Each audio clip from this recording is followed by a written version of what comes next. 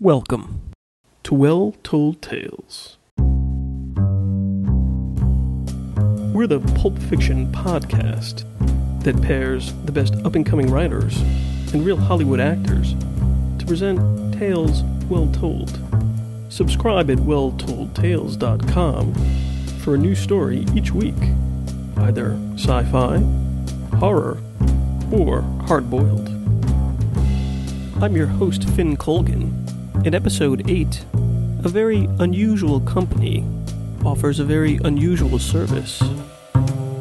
And if you thought dirty diapers were the scariest thing about babies, you've got another thing coming.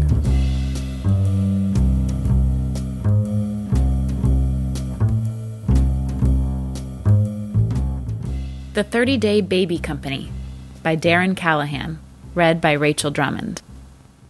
The Great Baby Plague lasted 3 years and killed 24 million babies.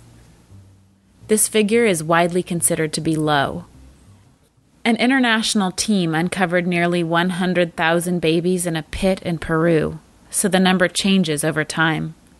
But 24 million is the number reported, the one that stays in the books, from the officially announced end of the disease until the start of the 30-Day Baby Company, a limited liability corporation established by entrepreneur Franklin Young. Franklin Young had no part in the cure. That was luck. Great minds locked themselves in laboratories and did not leave until they had developed a vaccination. The shots left golf ball-sized impressions on the arms of children. The potency of the formula meant a thicker needle, a greater pain, swelling, and permanent imprinting. In wealthy countries, 100% of children under the age of 4 were injected. As the babies grew into boys and girls, then adolescents, the purple blister on their arms became an insignia, a passport, an understanding. The mark was featured in works of art, paintings, plays, films, kabuki theater, and the more daring of modern advertisements. I lost 3 children, Madison Castle wrote on a company order form. At age 25, the plague struck her small town. For the first 10 days, she remained inside her house without milk, afraid of the wind, and knocks at the door. Taffin, a girl, aged 9 months, died first. Then her sister Haley, 2 years. And lastly, the oldest, Carmichael, a boy, age 4. Madison Castle's husband Theodore tried to help, but felt crushed, despondent, and especially aware of his impotence. Like the rest of the town, they burned their babies in the backyard and stood far away to avoid the smoke. It was a horrible plague. 10 years later, when the plague's infections had dropped below 15,000 cases, and the injections were a requirement for every child in the nation, the Castles had a new baby, Dalton. Light came back into Madison Castle. Dalton was completely unaware that there had been a tragic event, and for his ignorance, Theodore and Madison thanked the stars. Each night they'd read Dalton to sleep and hovered over his crib, rubbing the injection mark on his arm and falling in love with medicine. Theodore fell so hard that he entered school. "I'm a doctor," he said at parties, and would be hugged by mothers, his hand shaken by husbands, his drinks paid for, and his every action abided. Several times each year since the passing of his exams, he would fly to places like Senegal or Barbados and stand on line, injecting babies and returning silent to his wife. "It's not enough," he told her the month before Dalton's birth. The next day he received a call from Franklin Young. "I've started a company, and I want to employ you. Your name came to my attention during the plague. I had relatives in your town. They've told me about your entering medicine, about your trips. I think you'll fit nicely."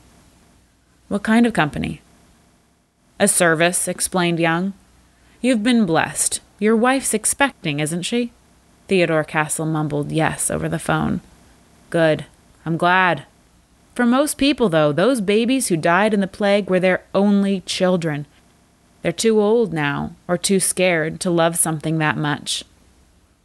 I've done thousands of interviews with mothers in this circumstance, and you know what I ask them? What would it take to heal you? The answer is always the same. Give me another child, if only for a little while. So I took this information and put some money behind it. I have lots of money. And I've started a service. Providing what? Children to love. Young bought the plane ticket, the hotel, the dinner, the limousine, and across his desk at 30-day headquarters 10 miles from any populated area. Theodore examined the contract. Heavily worded, that he remembered. Employee promises not to disclaim. Employee promises not to divulge. Employee promises to honor grief. Commandments were spelled out, but that didn't worry Theodore. He visited the pickup area, a corral of miniature bedrooms separated by flats, resembling a modern office space for the sleepy, where 1,000 boys and girls aged 6 months to 4 years tossed in sleeping clothes, tended by an army of au pairs. The only peculiar thing noticed, but not minded, was the disposition of the children. Each a happy island, each grinning or cooing without a cry or a care. I'm in, he said, and signed on the line. 2 years passed. Dalton Castle changed from a bundle into a boy. He tottered around the house and could say words like ball and pie. Madison cried on most nights. She had memories of her 3 dead children. Possible brothers and sisters were discussed, but the birth of Dalton was the last. Doctors confirmed this statement on every visit. Another, and you'll bleed out on the table, she was told. We could try a test tube, offered the most ambitious. An idea that was cut to pieces after an assessment of Theodore's testicles. Dalton had been a miracle. The plague, indirectly, had lowered their physiology to match their psychology. What are we to do? Theodore plucked a brochure from the lobby of the 30-day baby company. His eyes had drifted with each exit, focused, reading the proclamations of the service, the satisfaction guarantees, the marketing hype that he had helped develop in tangential teams. Theodore's job was to advise. He was rarely asked about medicine or injection, only perception. His role was quite different from Franklin Young's pitch, although he oddly didn't seem to mind. Most of the day was spent in research, the attempt to prevent a mutation or recurrence of the plague. That was worthy, wasn't it? But more and more he found himself viewing advertisements in crowded boardrooms. We'd rent a baby? For 30 days, he told his wife. Why so short? We have to share, Maddie. Those are the rules. There's quite a high demand. Where do they get them all? Orphanages, I suppose. They're all quite healthy and well looked after. There'll be no danger for Dalton? None at all. They've had the shots. I've seen it on their arms. Theodore watched his wife lick her lips unconsciously at the idea of a house full of children. I might get a discount, he assured her. When Theodore took the signed form to the order desk, the representative gave him a frown. I don't think this is a good idea, said the young woman, leaning. She had noticed him around the facility, but they had never been introduced. She had a friendly face. Why not? He asked. Employees aren't the best hosts. What do you mean? We're the perfect hosts. Mr. Young may want to see you. He left the order form with the woman. That afternoon, a message appeared on the board of the laboratory. Mr. Castle, lunch, Mr. Young. Theodore took the elevator to the round turret of the headquarters, the high-floor office of Franklin Young. Not a good idea. The owner tapped his long-stemmed cigarette into a standalone ashtray and brushed his fingers through his thick gray hair. From time to time, employees submit an order, he explained. I started to say no because they seem to leave me soon after. I don't want to lose you, Teddy. You're a good man. Theodore rubbed his shoes. I can give you an assessment, he pitched, of the services and its merits. An internal quality audit, we'll call it. After a long contemplation, Franklin Young stood, sat on the corner of his desk, and reached for his stamp. Before I approve this, he said quietly, I want you to promise me that you won't leave. I need you here, Ted. There could be a mutation of the virus. I won't leave, sir. The red ink stamp came down. Approved. The first 30-day child arrived 14 days later, a young boy Dalton's age. After a week of adjustment, Dalton's crying or screaming, "Mine, mine, mine," whenever the 30-day boy usurped a toy, things became fun. Madison literally bounded around the house, tending to every need of her children. She hugged them both and read them stories and tickled their stomachs. Dalton enjoyed it too, having a playmate, a brother. They shared beds, and one morning Madison found them entwined like branches, sleeping on top of stuffed animals. The last week of the contract, Theodore's wife wept in the night. "Ask about an extension," she told her husband. He did. The young woman in order fulfillment gave him a knowing tilt of her head. "They all ask. I'm sorry, it's not possible. No renewals are allowed." Theodore frowned. "My wife won't be happy. In fact, she'll be crushed." The woman stood and put a hand on her client's shoulder. "You can order again, you know. It just can't be the one you have now. How about someone younger? That might help. If you have babies, say, 6 to 9 months, you can get a new one every month, so it seems like the same child. The older ones are harder to maintain anyway. Or, if it's better for you, you can sequence the children so they grow with the passing of time. A 6-month, the next month a 7-month, and so on. How's that sound, Mr. Castle?" He brought the information home to Madison, who wept harder than she had in years. "They say the first month of the service is the hardest," he explained as he rubbed her back, her silk blouse circling with his hand. "I just don't understand why I can't adopt him. Why isn't it possible?" "It's the contract," he spat, growing angrier about the situation and thinking of Franklin Young's words, his vague and parental fear that an employee might leave. Inside, he admitted he was afraid of being fired should he object too hard to the handling of the first 30-day child. "They've scheduled a time to pick up the boy, 1 o'clock on Thursday. They want you to leave the boy at exactly that time and come into the backyard. You're not to see them take him. It's in the deal."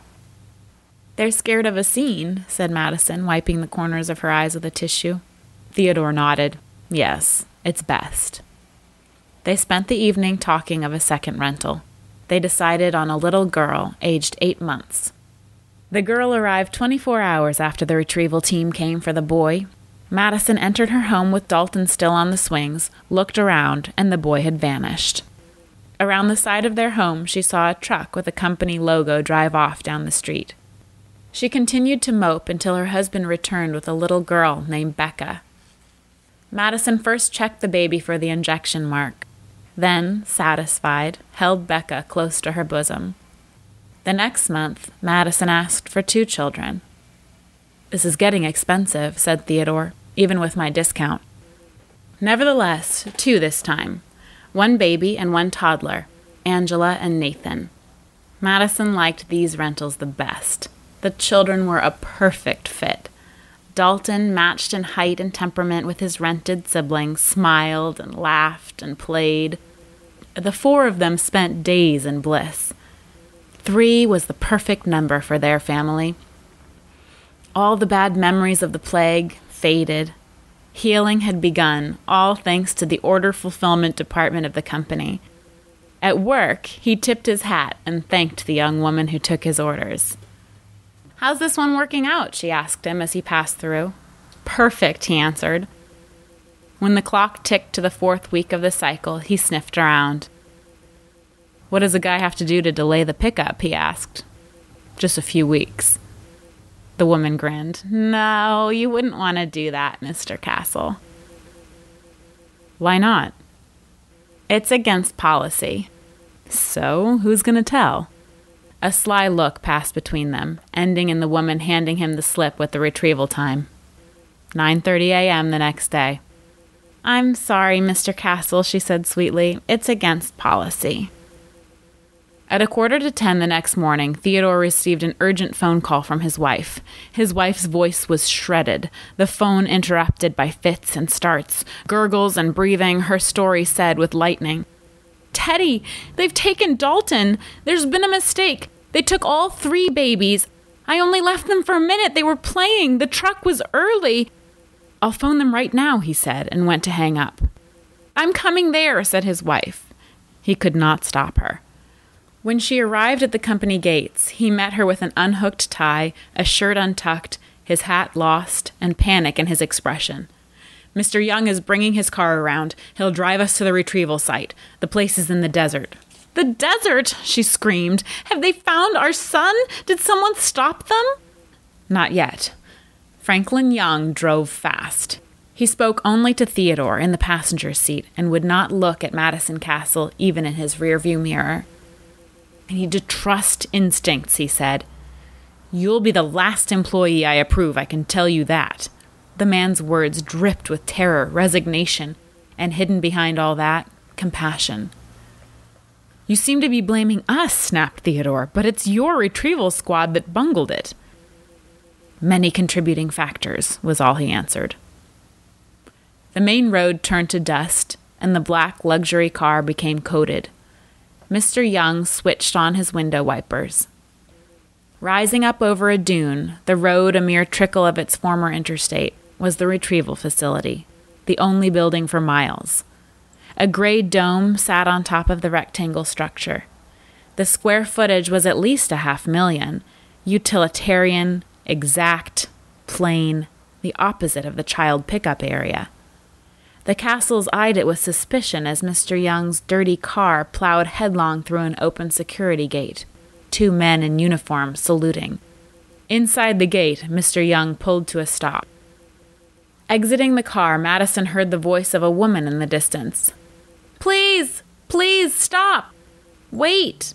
Madison searched for the source. Through the heavy, high fencing that lined the perimeter, she saw 2 women, overweight, with dried lips and wild hair. Help us! They both said together. Both women held up photographs of young children. Please, our children, please, look, these are them. They were picked up. We know they're inside. Mr. Young intercepted 2 guards, who quickly came at the fence with electrical prods. Not now, not here, he said to the guards, shooing, quickly gathering the castles. Pay no mind, they're confused from the heat. Theodore spoke up. Maybe the same thing happened to them that's happened to... We must hurry, said Mr. Young, to rush the parents inside. Madison and Theodore redirected their attentions from the fence to the building's entrance, the large door that opened for them and allowed them to enter the interior. They were in a foyer, cut off from the rest of the building by tall white walls and a desk with more guards. Mr. Young came forward and put his hand on the desk. He was recognized immediately. This man is an employee, he said with a point to Theodore. His little boy was accidentally retrieved along with 2 rentals. Phone calls were made.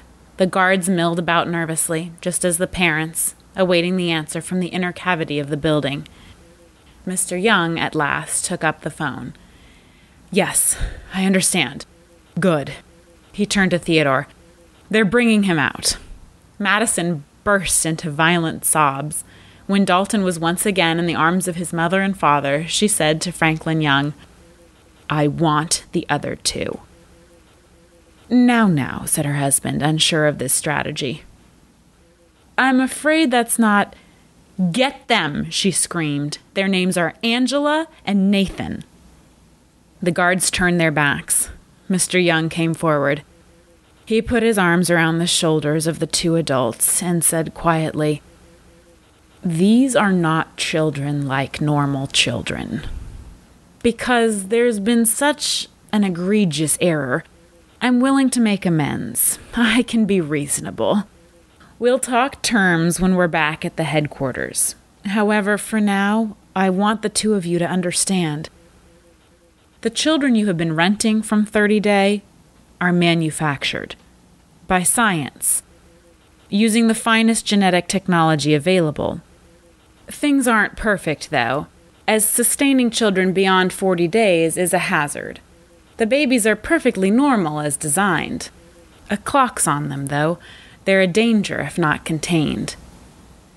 Theodore pointed to the inner chamber, the room beyond the white walls. This place is big, but it can't possibly hold all the babies we've rented. Mr. Young tapped his nose. That's why I hired you. Smarts. We have to dispose of the children before the 40th day. He leaned closer to the ears of the parents. Fire, he whispered. We burn them. Both Theodore and Madison jerked out of his arms. You're burning babies, exclaimed the mother. Mr. Young's eyes followed the echo around the room. Please, you have to remember they aren't real babies. They're genetic recreations of babies. Perfectly normal and alive while you have them, but after that time, not very nice. Theodore rolled his eyes. What? They're dangerous? We think so, yes. You think? Research points to trends. Madison stamped her feet. Are you willing to burn us too? If not, then give us Angela and Nathan.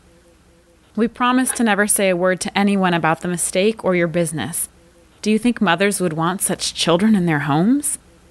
Mr. Young raised a finger. The government sanctions genetic profiteering. I'm not talking about the government, she continued. I'm talking about mothers. Your business survives because of mothers. Mothers so clouded with grief and loss that they'd do almost anything to preserve the illusion that their children are not dead. Madison raced to her husband's side and wrapped an arm around Dalton. And I want you to find those children of the women outside.